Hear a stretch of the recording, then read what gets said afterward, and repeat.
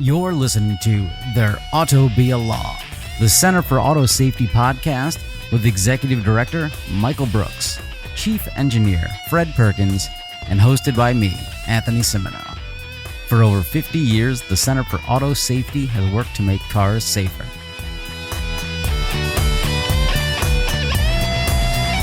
Hey everybody, welcome to Fred Sings. You missed it, but Fred was doing his best Bill Weathers impersonation. It was it's on demand. I could do it again. Yeah, he can, but thankfully this is not a live show. No one can demand it.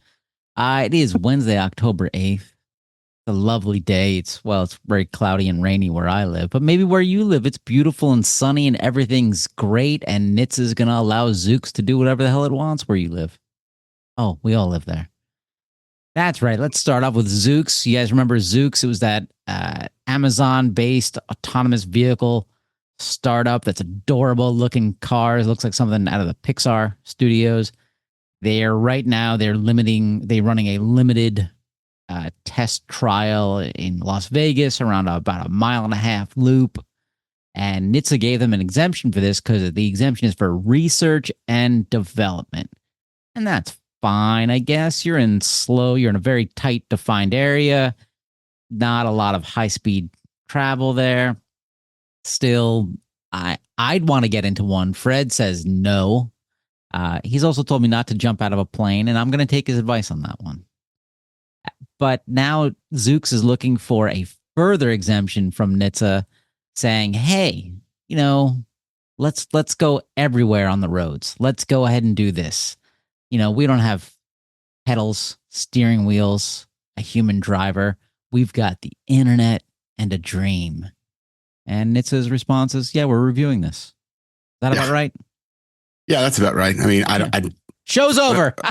Unfortunately, at the moment, I don't think that NHTSA is reviewing anything due to the shutdown. But this is a petition that Zoox submitted a couple of weeks ago. We've had guests the last couple of weeks, so we didn't really get to it. But essentially, what's going on here? We discussed Zoox's previous exemption, which is essentially a exemption that comes from the Secretary of Transportation that says you can test these vehicles in somewhat limited numbers, but you can't deploy them or turn this into a robo-taxi service commercially. It's making money. What Zoox is doing now is a petition to be allowed to do that. They are specifically petitioning NHTSA for exemptions on a number of safety standards. Some of them, are clearly areas where the safety standards never contemplated computer driving. They safety standards were based on the idea that there's going to be a human behind the wheel. And some of those standards pose significant barriers to companies that want to deploy technology that doesn't have a driver. There's really no way around that. NHTSA has been slow to update those regulations to accommodate this type of vehicle. We think that some of that slowness is probably a good thing to prevent some of the industry who might want to put vehicles out there that aren't safe enough yet. But there are some problems with Zoox's, petition. There are some areas that, I have concerns about. One of the bigger concerns I see when looking at the petition is, they're going to have people sitting sideways, facing the side of the vehicle, and they have created kind of this new wraparound airbag system that, we don't really have any information on whether that system's going to be appropriate, whether it's going to, meet safety standards at the federal level, and whether it's going to work to protect people in crashes in those vehicles. But even beyond that, there are other areas like windshield wipers and windshield defrosting and window glazing and things where, it really doesn't seem like they're considering the role of the passenger, when entering or exiting the vehicle. We saw, I think it was a cyclist get seriously injured when someone exiting a Waymo doored the cyclist. I think that Zoox doors are probably sliding doors, so that the dooring part may not be a problem. But you have to say as a passenger in one of those vehicles, I'd like to be able to take a look out of a rear window or a side window to make sure there aren't any cars or e-bikes or scooters or anything approaching the vehicle at a rapid pace before I exit. You really have to wonder if they should be exempted from some of those systems that provide visibility to people who are entering and exiting the vehicle, as well as visibility. I'm not sure. We haven't completely reviewed this petition, or whether it even discusses, the ability for passengers to, engage an emergency stop mechanism or to request a stop due to, a circumstance that the passenger might see going on outside the vehicle that the vehicle's unable to see. And in that case, I think it's pretty clear that passengers need to be able to have an unobstructed view of their surroundings. And so we're definitely concerned about a couple of parts of this petition and whether Zoox needs to go back to the drawing board on some of those systems and implement them into their vehicles to meet motor vehicle safety standards rather than getting an exemption from them. So definitely concerns. Let me dive in here because on request, I have reviewed this, and I want to first point out that the expression Zoox petition, excuse me, can be rearranged to state I ooze pox tint, which I think is a good analysis of this application. I don't know how, but okay, continue. Well, I'll tell you how. So first of all, safety is undefined in the petition. It's really just a distracting pom-pom they wave repeatedly in their AV cheerleading petition. So I looked throughout their websites to see if I could actually find a definition of safety. And I could not. So they include some references in their petition, like one is building the redundancy into the Zoox robotaxi. Well, that sounds pretty good. But then inside of that, they say, we have drawn inspiration and best practices from other transportation sectors, including aviation, industrial applications, and automotive design. Well, that's good. But the first rule of industrial applications for hazardous machinery is to keep people away from them, using barriers and lights and warnings to make sure that nobody gets in the range of lethal problems or hazards associated with that machinery. They've not done that with Zoox. Another reference is titled Keeping Riders Safe at Every Part of the Journey. And then they aspirationally say mission control monitors our fleets at a high level, functioning a bit like air traffic control at an airport. So they never talk about the worst case latency from this remote operations center. And also by stating that, it's very clear that this is not truly autonomous. It's partially autonomous because they've all got human control. But they never talk about how many Zoox vehicles an individual controller is responsible for. So another big gap. Those are the references. And again, no definition of what safety means. But how much time have we got here anyway? Oh, I don't know. I'm waking back up. What? But overall, there's no evidence that there was any testing at all allowing comparison between perception of and response to either common or extraordinary events reasonably expected by comparable human-driven vehicles. And there's no evidence of warnings provided to other vehicles, pedestrians, or other VRU if a collision is imminent. So this seems like the minimum that should be provided. And it's also important to point out that a gap exists in the FMVSS, which, as Michael said, or might have said if he'd done it this way, implicitly include the presence of a competent, uncompromised driver. And the FMVSS are all associated with allowing that human driver to stay safe and keep their passengers safe. So you can be both compliant with FMVSS and be wildly unsafe because you don't have adequate controls, simply because there's nothing in there in the FMVSS that says you have to interpret using sensors what the world around you includes what the hazards are and how you're going to resolve them. This is the minimum that should be discussed in a petition for autonomous vehicles on highways, and it's not at all discussed. Everything in the Zoox petition that came close to empirical auditable data has been redacted. The only things that are included in the petition or the references are qualitative information. So I think that this is just, at best a B plus for a sophomore in engineering. And I also want to point out something that was puzzling. When they published the document Building Redundancy into the Zoox Robotaxi, they quote that, excuse me, that's a different one. Keeping riders safe at every part of the journey. No, introducing Zoox safety innovations. That's the one. Quoting from that, data from the National Highway Traffic Safety Administration shows that 94% of crashes are caused by human choice or error. End quote. Signed by Mark Rosekind.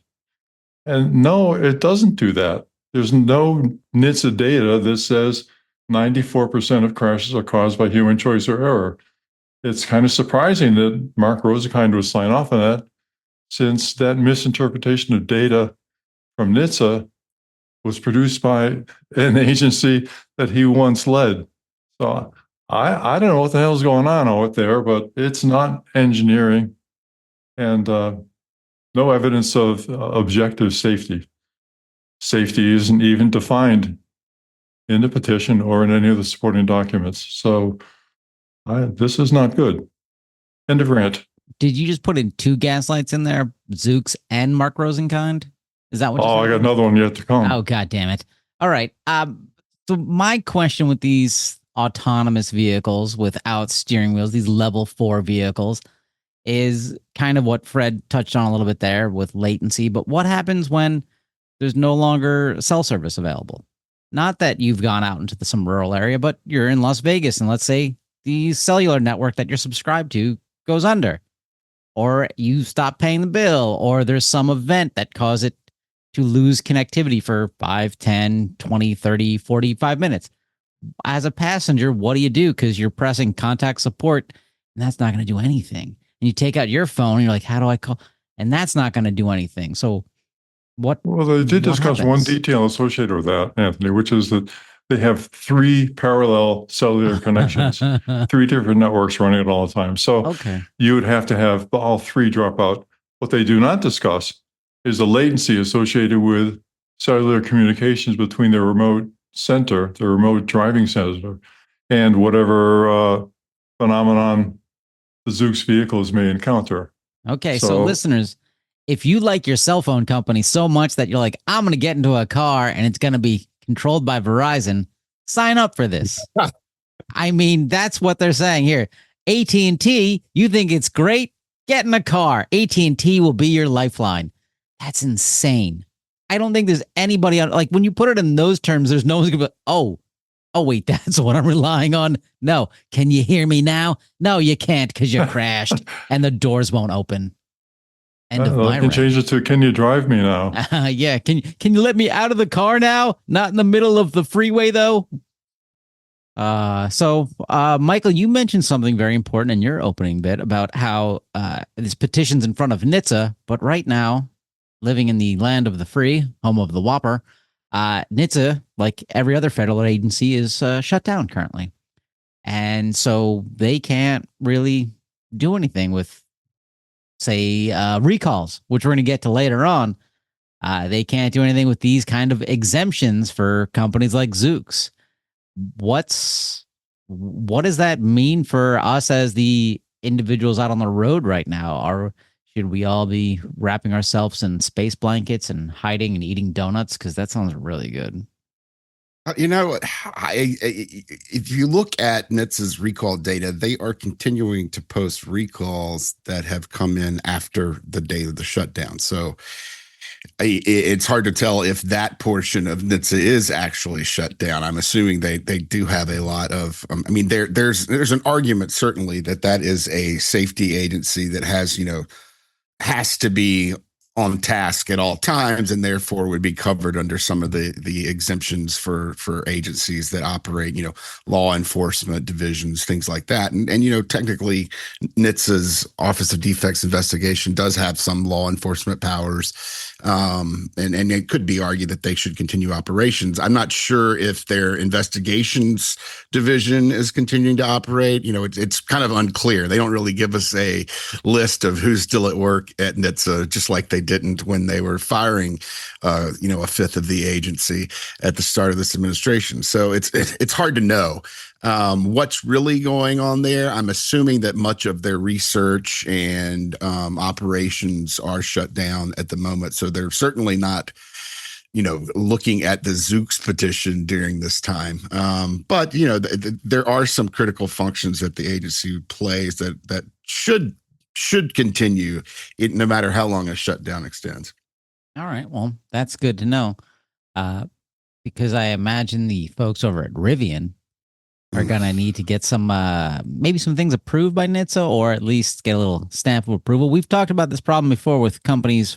The primary focus has been on Tesla, where they have these electronic door handles.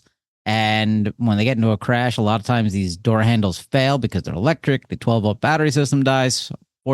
Unfortunately, people get trapped inside and die, not because of a crash, but because they couldn't get out of the vehicle in time and the fire consumes them. Well, Rivian has a similar product, similar short-sighted design, we'll say, with their electronic handles and whatnot. But now they're like, hey, maybe we should fix that and come out and redesign that. And we're going to redesign that for our next model, the R2.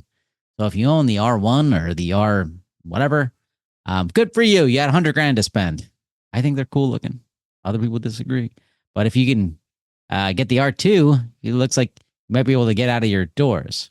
And related to this, what's that guy? Fritz van Hallhausen, the chief designer of Tesla, recently confirmed that his team is working on new door handles that are easy to use in a panic situation.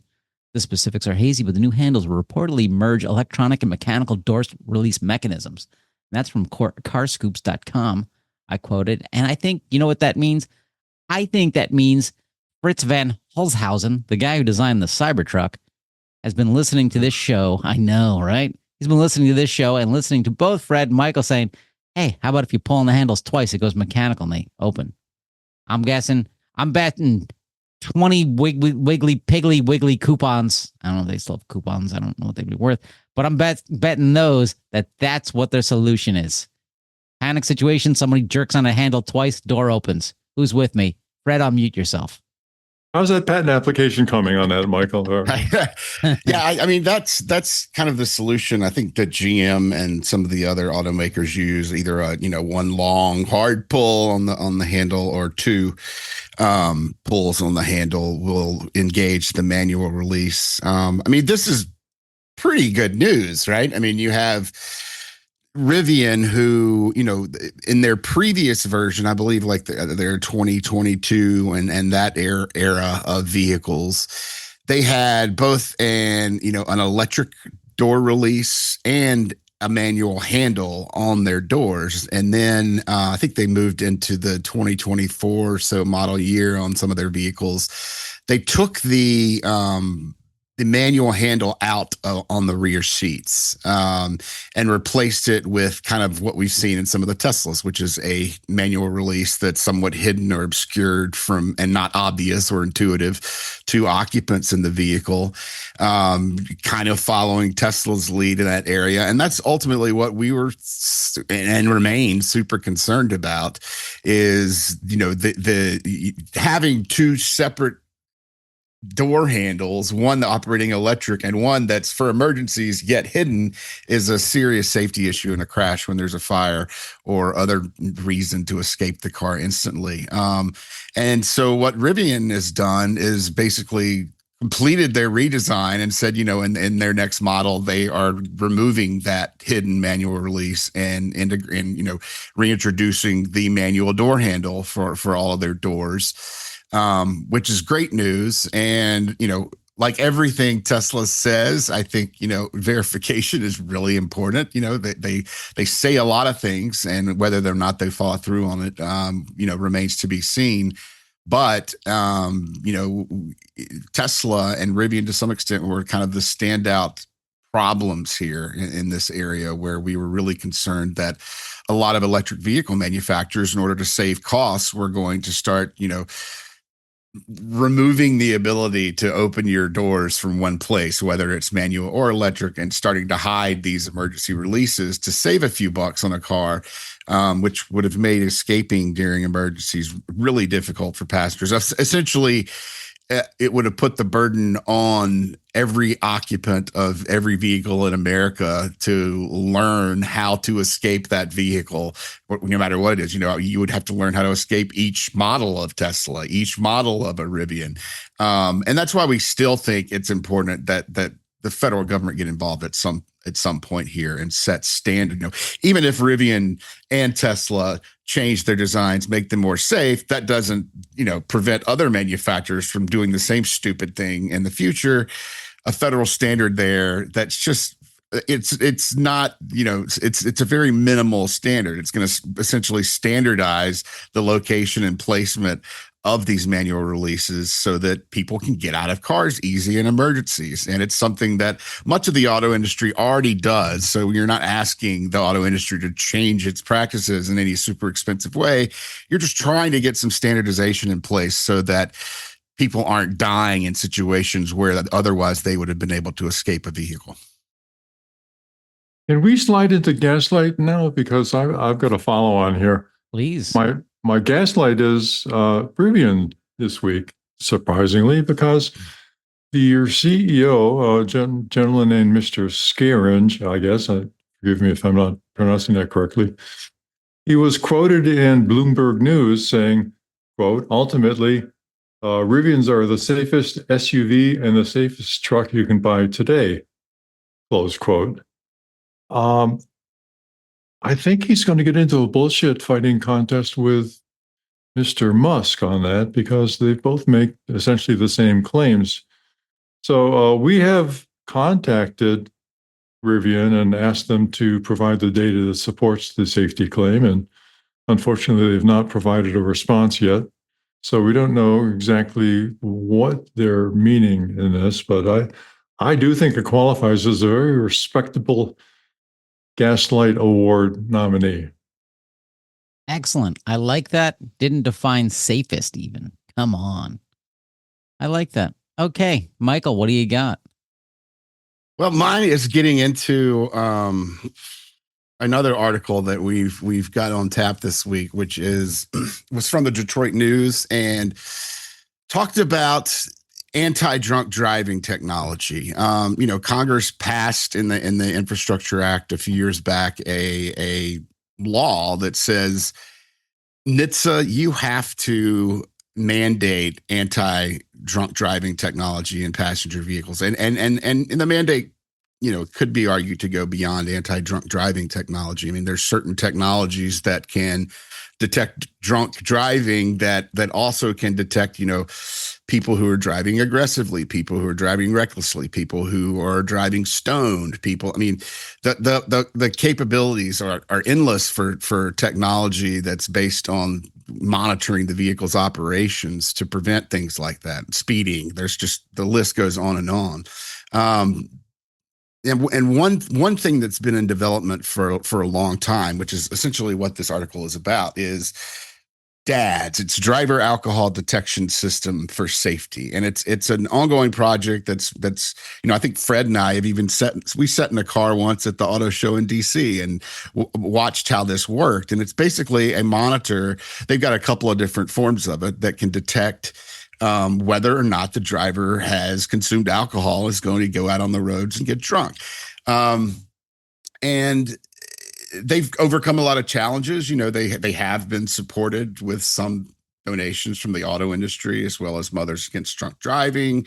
And the technology is very promising. They claim to have reached a 99.9997% accuracy. Fred, I believe what's that called? Six Sigma or something? No, it's not six. It's more like perhaps 4 or 5, but it's still Okay. pretty damn good. Which is really important with this kind of technology because false positives are a problem. People who don't drink and if their car's telling them they can't drive because they've been drinking are going to be very upset. And so accuracy is critically important. And they believe they've achieved that. They've made 3 different sort of systems. One is a system where the driver would need to blow towards a monitor before the car can start up. There's another that the industry is much more happy with because it doesn't require anyone to do anything out of the norm, which would be, it just between the time you open your door, get in the car, buckle your seatbelt, ready, start the car, the sensor collects air from the vehicle passively to determine whether or not the alcohol content of the driver is too high. And they also have developed a touch sensor, like a finger sensor that can, I do not know the technological underpinnings of that, but it's very, it's also being used to possibly be integrated into these types of systems. And they've come up, the dad's engineers, and they've come up to basically the point in their project where, it's time for manufacturers to start taking this technology, integrating it into their vehicles, integrating it in with suppliers, working on getting it into cars. And the industry, and this is where my gaslight comes in, the industry is basically saying, oh, well, NHTSA hasn't really written the rules on this for us yet, so we don't know about integrating that into our cars.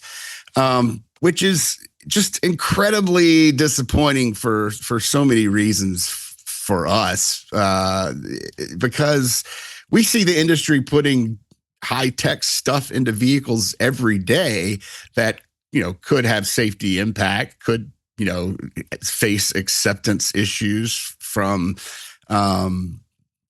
customers and owners, and they go ahead and throw it in there if it's something like a massive distracting touch screen, if it's like the electric doors that we were just speaking about, these cool tech features that have some significant safety issues, but the whole whiz bang tech thing drives sales of them. We see summon parking modes that are meant for, purely for human convenience. And, importantly, we see, this unproven driver assistance technology going into vehicles. And, NHTSA hasn't written standards for any of those, that for the industry to kind of stand behind this argument that they need NHTSA to write a regulation before they could put it in the car is just pure pablum. And we see this on safety equipment. I mean, these are areas where, the industry drags their feet on deployment. We see it in intelligent speed assistance, speeding prevention tech. We see it in child presence detection to prevent kids from dying in hot cars or from being left in cars alone. We've seen it for almost 2 decades now of just getting rear seatbelt reminders into vehicles, which is absurd. And we're even seeing it with the industry's current attempts to weaken and delay the federal AEB rule, and we saw it with airbags decades ago. I mean, industry continues to stagger the deployment and implementation of safety equipment until NHTSA puts out a safety standard. So they save a lot of money there. But when it comes to all this other tech that may or may not have negative safety consequences, they're perfectly happy to go ahead and put it in car. So it's problematic. The technology for dads is there, ready. It can detect alcohol. NHTSA has some work to do, right? I mean, there's a lot of work between, hey, we can detect this, and then what is done after that point? Do you shut the car down for a certain period of time? Do you allow the car to drive but call the police? There are just so many different things that can happen after the alcohol is detected. Ultimately, we just, don't want drunks to be allowed to drive. And we think that, manufacturers are scared here to take the first step. They're scared to be the first organization or company to put this stuff in cars because they think it's going to diminish their sales. And they can reduce that possibility just by getting the tech right, working on the human factors, and making sure that the system is integrated as seamlessly as possible into the driving experience with as few false positives as necessary. And it's that foot dragging that in the industry's, claims that it needs a safety standard to come out before it starts implementing this stuff, which is my gaslight of the week, because that's simply not true when you look at how the industry incorporates other technologies into vehicles. I like that one a lot. I foresee a future game show or drinking game. But like, all right, okay, let's see who's going to drive the car tonight. Oh, you failed. Bobby, you're up next in the driver's seat. Nope, not good. I like this technology a lot. I think it's good. And it begs the question, which auto manufacturer has the most drunk drivers? There must be data collected on that. I mean, because it's not going to be, somebody driving a Volvo probably. I mean, I don't know. Maybe you're in a Volvo. You can afford a bottle of Pappy Van Winkle. I don't know. I mean, you probably want to look at that by rates versus numbers, since there are obviously going to be some manufacturers who sell a lot more vehicles than others. Yeah, well, but I'm curious by rate, per capita, who's the most drunk drivers of different brand of vehicles? Hey, here you go. This is not going to surprise anyone. Oh, wait, hold on. Come on. Give Fred and I the opportunity to bet on this. Okay. This is all the manufacturers available. The highest rates of drunks in cars. Fred, age before beauty. Go for it. What's your guess? I'm going with Dodge. Dodge. Oh, that's a good one. I'm thinking specifically GMC. Okay, I'm gonna say your guesses aren't that great. Boo! So we've got a range. This is an article. Range Rover. Obviously we picked this up real quick. We haven't verified the data, but this is an article that was published, just a little over a month ago, on a website called Visual Capitalist. Which car brands rank up the most DUIs? Coming in first place, BMW. Of course. God damn it. Yeah. That's obvious. Obvious. Yeah. Right. Ram, for the Dodge guess, came in second, but Dodge actually came well down the list, 10th or so. GMC is about 8th. BMW, Ram, and Acura, actually. Kind of Acura, Audi, and Volvo, and Subaru are all 3rd, 4th through 6th too, which is maybe Subaru isn't love. Well, Subaru, it's a bunch of fermented kombucha they're drinking. I think that could be it. Well, to be fair, they have different models.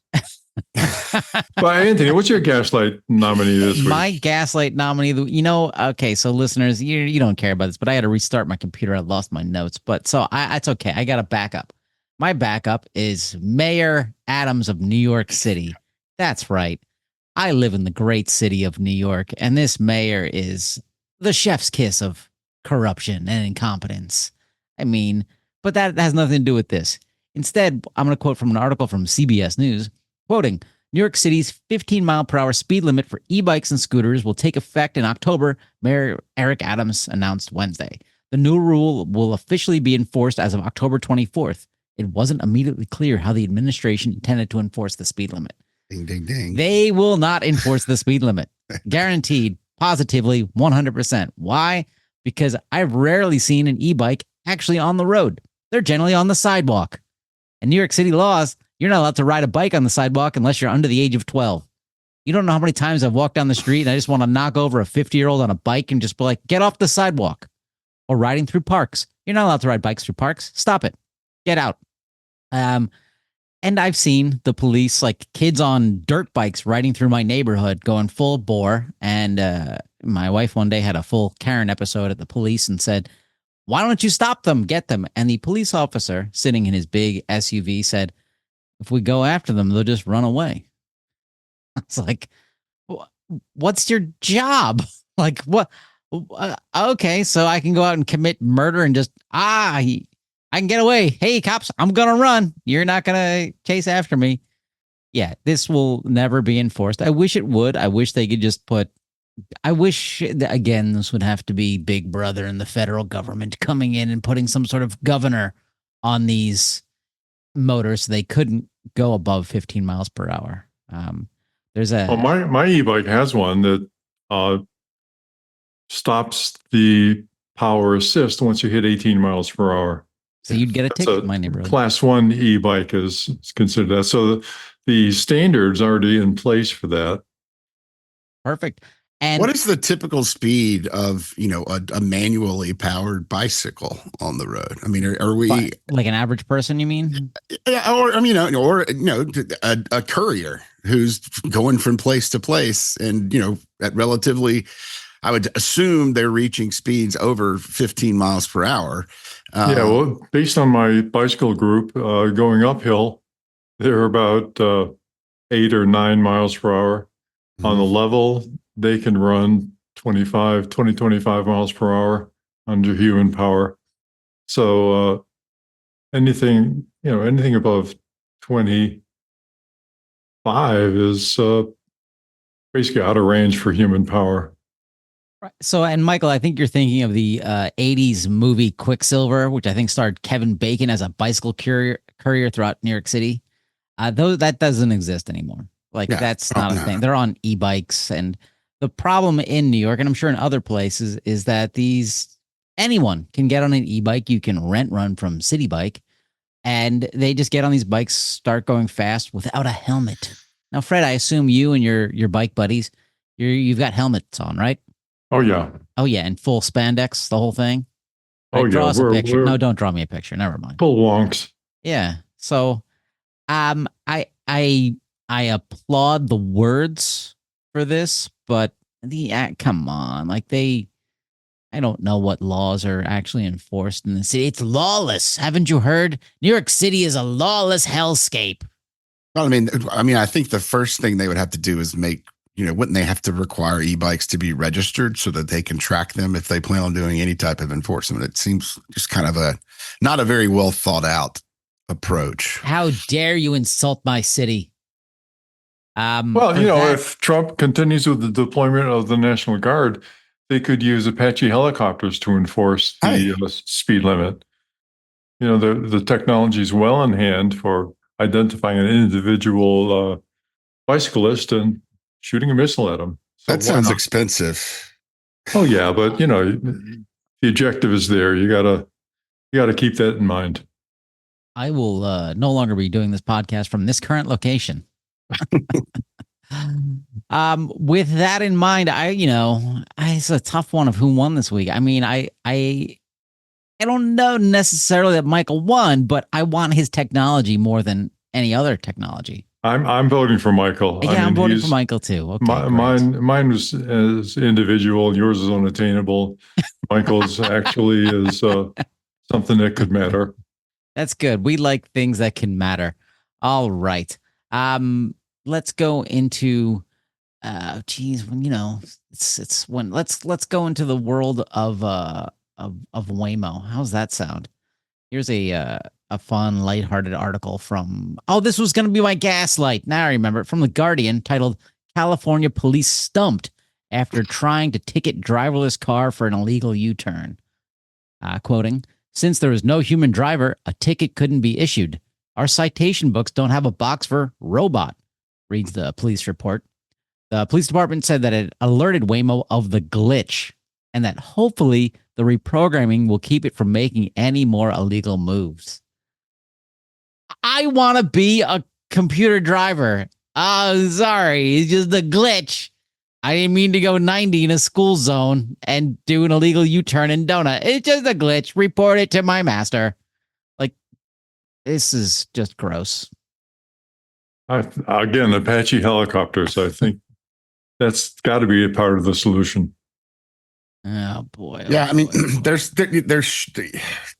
a law that was passed last year and signed by the governor that comes into effect next year on July 1st that requires autonomous vehicle manufacturers to do certain things that might help out here. I mean, for one, it will allow, emergency officials to say, hey, you need to get your vehicles out of X area right now. We have an ongoing emergency. we don't need your silly driverless cars there blocking emergency vehicle traffic. How does that happen though? What do they tell? Is this going back to I think that's why there were 2 years between essentially the passage of this bill and that date to give them some lead time to set up this system. So Okay. I'm not really sure how it works yet, but you have to, they're basically directing them to leave the area within 2 minutes of they're calling it an emergency geofencing message. Also that bill, and this bill, the bill doesn't put that same July 1st, 2026 date on this, but it authorizes peace officers to issue notices of autonomous vehicle noncompliance when they see violations of the vehicle code or traffic ordinances. And so it requires them to identify the violation, time, location, license plate, all that, and then require the manufacturer to provide the Department of Motor Vehicles with a copy of that notice within 72 hours. And then, so there is some sort of enforcement mechanism developed here, but it still doesn't seem like, it's going to be in line with what humans are given. I don't think that Waymo is going to getting points against its computer driving license like a human would in these situations. So, that raises the question of whether they're really going to be, brought to justice for these types of violations. I think they should have the police go into the software programming offices of like Waymo and just putting points on the license of an entire software development team. I'm sorry, you've made the same mistake a dozen times. You're all getting 3 points on your driver's license. You can no longer develop software. No, you can keep developing software, but you can't drive your car anymore because your insurance premiums went up. Like, this is what's happening. I mean, really just go to the executives and be like, oh yeah, here you go. This ticket's for you now. You're the responsible party because there's a responsible party, right? If you have a vehicle, you're driving it, you're the responsible party. You can't be like, it wasn't me, it was a computer. You run the company. I mean, that's going to make it tough when you've got, a fleet of 1,000 vehicles that are all feeding points back onto your license. Hey, but those guys don't have to drive anyway, right? They're riding around in black cars. Right. Oh, yeah. But still, you do something like that. And you you change the behavior all of a sudden. They're like, oh my God, like I can't drive, or maybe I don't drive, but my wife and my kids do, and we can't afford insurance. Yeah. Right? I mean, that sounds about the same chance of succeeding as, jail sentences for white collar offenders over the years, right? Look, when I'm king, they're first against the wall. Fred? Yeah. Well, that seems to be how you get to be king, to have those white collar convictions. Oh, if you like this, go to autosafety.org and click on donate. Okay, that was weird, but I'm going to do one more story before we jump into today's Tao. How's that? Because similar related. This is from Washington, D.C. We've talked about this before, about D.C. put all of this automated traffic systems, these cameras, because there's a speeding problem in D.C. It's a hellhole.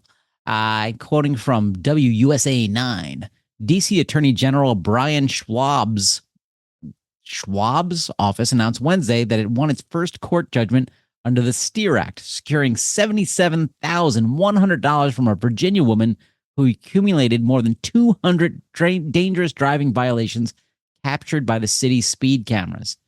That's great. I love this. This is technology at work. It's good. We caught a scofflaw. And so what happens? Some Republican lunatic in Congress is like, let's get rid of this camera systems. This is just a money grab. Because that guy or his brother-in-law or somebody's got like $50,000 in tickets coming his way. Yeah, that's craziness. I don't understand I guess it's the same as the arguments we see against things like drunk driving protection, against things like speed prevention mechanisms, but it's clearly going to, and I don't think the data is really questionable at all. When you put in automated speed camera systems, they're going to slow people down and they're going to save lives ultimately. And, there is a money grab side to it, because a lot of these cities that have put these cameras up are, basically contracting it out to a third party and taking a percentage of the profits. And so there's, they're definitely making money on it. Actually, it could be argued that DC wasn't making money on it till recently because they were allowing so many repeat offenders to get away with it. So yeah, there is a money grab side to it. However, it's a great money grab because in the process, a lot of drivers are essentially being taught not to speed in these areas, and that's a great thing. And it's something I think everyone needs to get used to. I mean, maybe it won't be here in the next 10 years, but at some point, we're going to have vehicles that have built-in speed prevention. As much as people who like to drive fast don't like that, I think it's coming, and I think it's necessary, and I think it could save thousands of lives every year. And the selfishness of speeding compared to the lives that could be saved is a non-argument for me. I can testify on my own personal experience that it was very effective in reducing my speed in Washington. I can't testify that it saved my life, but certainly that it reduced my speed, especially on the E Street and the E Street Thruway. So yeah, this stuff works. All right. And you're alive today, so that clearly it saved your life. I'm either that or AI, but I don't think AI would really be focused on me. So, well, you don't know what you look like to me. Well, I'm not pretty enough. Anyway, with that, are you ready for your Tao time? Yes, sir. Great. Go. So a lot of the AV companies are saying that they're pretty safe. In fact, some of the claims are pretty outrageous. And so I looked into this a little bit, particularly Waymo. Now, Waymo, to its credit, has put some information out in public on their website that allows you to at least understand what they're talking about. One of the studies they put out was done by a company called Swiss Re, which is a big insurance company that looks at statistics and looks at the I can't remember the word right now, but anyway, looks at the causality of accidents. And so Swiss Re looked at the insurance records of Waymo and found that based upon the numbers of accidents where Waymo was at fault, that it is reasonably safe and comparable to human drivers. So why not just accept that and say, well, this is great? There's a couple of problems with it. This is actually an example of P hacking. Do you know what P hacking is, Anthony? This is not the right podcast for that. Well, P hacking is a process by which you want a particular answer from statistics, and so you keep hacking the statistics until you get that answer. And that's really what this is all about, because by looking at only the accidents or the collisions where the vehicle was at fault, you're really filtering all the data to a very small fraction of the actual numbers of collisions where Waymo was a factor. So if think of it, it's kind of like if you have homeowners insurance and you have a leaky faucet. Well, the leaky faucet exists whether or not it's reported to the company, right? So if you only looked at the numbers of claims that are associated with defects in your house, you would say, well, your house is pretty darn great because you don't claim that often. If, on the other hand, you looked at all the different maintenance things you had to do, paint the house, fix leaky faucets, clean up after snowfall, whatever. Vacuum. Say, man, this house is a burden. I need to do a lot. Well, so when Waymo decided to only look at crashes where they were determined to be at fault, by the way, they didn't say who made that determination, but that's a separate issue. They were really filtering very heavily on the numbers of collisions that were actually there. And if they looked at all the collisions in which Waymo was a factor, and let's remember that Waymo is a factor in 100% of the crashes that Waymo was involved in, they would have come to a very different conclusion about the overall safety of the Waymo offering. But the real sleight of hand here is that in any case, at fault is a legal determination. It's not an engineering evaluation. And if you're going to do an engineering evaluation, you need to look at a comprehensive set of data. So stating that only insurance claims where the AV is found at fault matter as Waymo has claimed, really makes no engineering sense.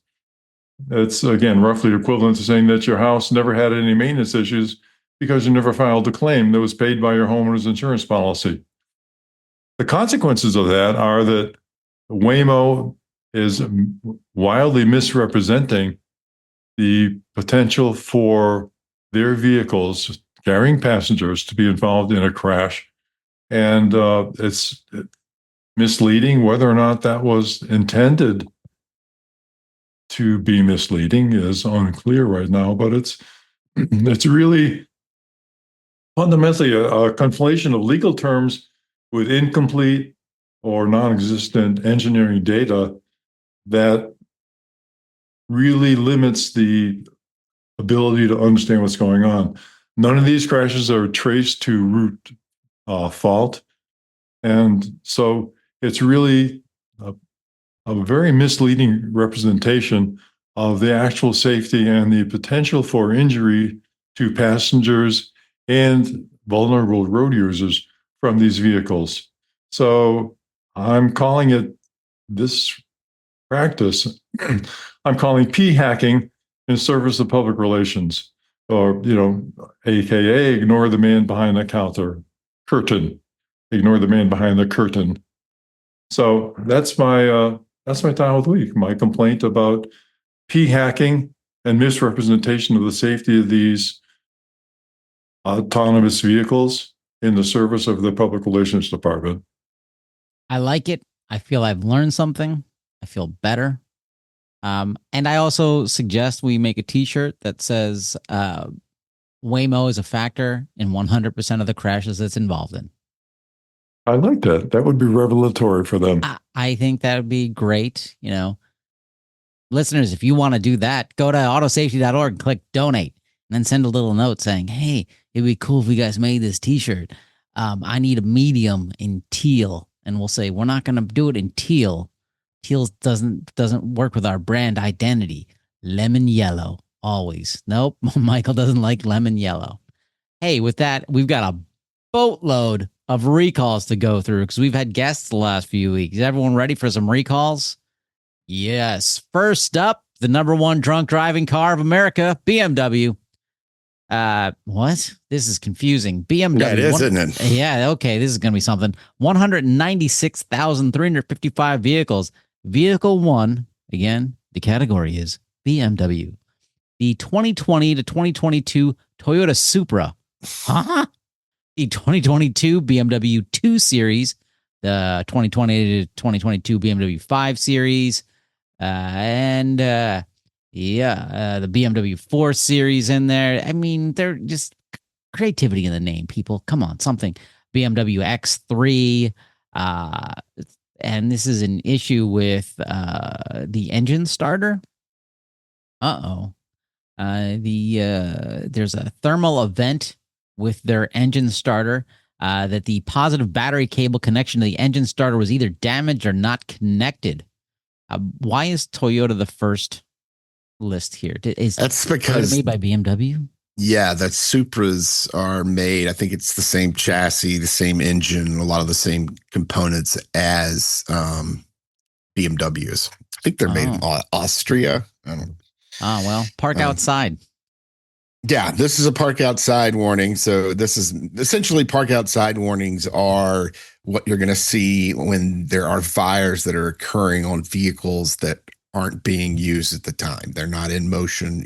You pull your vehicle into your garage, it catches fire, it takes down your house, or it takes down the parking garage you're in. That's why you want these vehicles parked outside. How clean are people's garages that they can actually fit a car in there? Okay. I know a lot of people that have garages that just use them for storage. So I don't know. Yeah, I mean, hey, I'm impressed if you can do that. Next up, Ford. That's right, the reigning champion. 4,632 vehicles. The 2020 Ford Expedition, 2020 Lincoln Navigator, and this is this is related to a short circuit in a circuit board. Oh no, overheating a printed circuit board. The printed circuit boards in the battery junction box were produced with improper solder mass coverage and limited conformal coating. So if water gets in there, it short circuits. Yeah, it's some kind of corrosion that occurs over time, and basically, leads to short circuits. This one, Also park outside. yeah, this one's also park outside. This one can occur while you're driving as well. So it appears they've cited that it's while the vehicle is parked or off, but that people have also reported smelling smoke, a burning smell, and start seeing smoke from the engine compartment while they're driving. So kind of a double whammy there for this. But it looks like they've got a pretty quick fix. They're supposed to already have started mailing notification owners to notification letters to owners. I like notification owners to letters. Yeah. And so you should already be receiving this. All right, that's good. So if you're driving this and you smell smoke, pull over. If you smell toast, go to an ER. Yes. Right? Great. Next up, this is not come on. Why is this here? New Flyer of America. That's right. 655 vehicles. This is the 2021 to 2025 New Flyer XE40, the XE35, the X60. You don't have to get through all this. They're buses. They're transit buses. That's why I'm like, why are buses in here, man? This one is also a park outside warning. A lot of those this week, but this is buses that are being charged above 75% seem to be the problem. So if you own a fleet of buses, if you own the fleet of these buses, you need to not charge them above that state. You basically stop it. What they're going to do is they're saying they're going to deploy a vehicle program update to limit the maximum state of charge to 75%. That's bad. So I buy this bus and sound great. Yeah. You've already lost 25% of your range, right? Yeah. Boo. Replace my battery. Yeah. It looks like that is an interim remedy, and that they're still working on the final remedy. So hopefully if you bought one of these, you're not going to be limited to 3/4 of your range. It seems like that's pretty important on a transit bus that probably has a very large battery that takes a long time to charge. Yeah, well, depends where you're going. Yeah.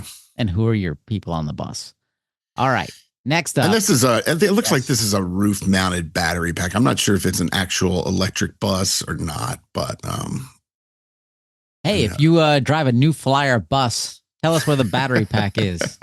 And yeah, we'll do that. Next up, Nissan, 19,077 vehicles, the 2022 Nissan Leaf, 2021 Nissan Leaf, the quick charge port, the level 3 charging via CHAdeMO connector, has an issue. The lithium ion battery, it may experience excessive lithium deposits within battery cells, increasing the electrical resistance and potentially causing a fluctuation in state of charge.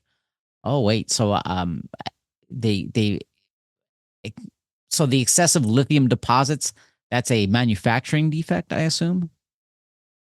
I don't know any other way for excessive lithium to get in there, right? Well, I don't know. But surprisingly, this is not listed as park outside. This one is not, which is somewhat interesting since it occurs while charging. Where do you assume the vehicles will be parked? So that's, essentially what they're telling you to do for now is to not use level 3 charging, but it doesn't look like Nissan has a remedy yet. It looks like they're preparing remedy software that prevents this from progressing to a fire, and that they'll notify owners then. But for now, I think they're just saying don't use your fast charging on these vehicles or you could have a fire. Yeah, well, remember the fast charging has currents as high as industrial welder. So there's a lot of electricity flying through these things. So in fact, I've been surprised that more problems haven't popped up associated with fast charging. It's hazardous stuff. So interesting. All right. Coming up next, Kia, 39,536 vehicles, the 2021 to 2023 Kia Sorento. Due to a suspected wire harness supplier quality issue, the connection between the blower motor, resistor, and connector can overheat when using the HVAC system on fan speed 3 while the ignition is on. In rare cases, this condition may lead to a fire. I love how specific this one is. Like they really dug down and figured it out. But basically it says the supplier used a thinner than nominal wiring gauge. Trying to save a couple bucks. Bill Copeman talked to us about this a couple weeks ago. Yeah. And they got bit in the patootie with this. Also not listed as park outside. I'd park outside. No, this one looks like it can only occur during driving. Drive outside then. Although, yeah, you'd have to be parked with the vehicle on for the HVAC to be operating anyway. So this is a cool down that actually heats you up.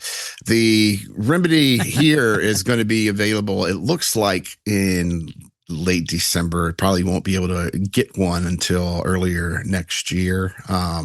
But owners will get an interim notification for now, kind of letting them know what to do. In the meantime, I'm not sure if there is any hints or tips we can give to folks other than maybe don't turn your fan above 3. It's on. Yeah, it says can overheat when using the HVAC system on fan speed 3 while the ignition is on. So apparently anything other than fan speed 3 is okay. So make So I was thinking only below 3, but you're thinking you can go 1, 2, 4, 5. I don't. You know they need to clarify that. If well, not, each of the fan speeds has an individual resistor. That's how they. Yeah. That's how they manage the current going through the fan. I figured it was just a potentiometer. You just sweep through. Well, the potentiometer is continuous, but discrete resistors are discontinuous, and they typically would put discrete resistors on a printed circuit board using, the micro technology, because they can just pop them in. So that's probably where this is coming from. It's a micro component that's controlling the voltage on another device that's feeding it to the fan. Hey, I don't know, listeners, if you got this vehicle, do some experiments for us. Go out there, put on. Oh, Michael tells me. No, don't do that. Don't do that. Oh, come on. You guys are no fun. Last recall, Jaguar, 3,818 vehicles. The 2023 Land Rover, Range Rover Evoque. What kind of name is this? Oh, come on. Really? Really? Rear camera, blah, blah, blah.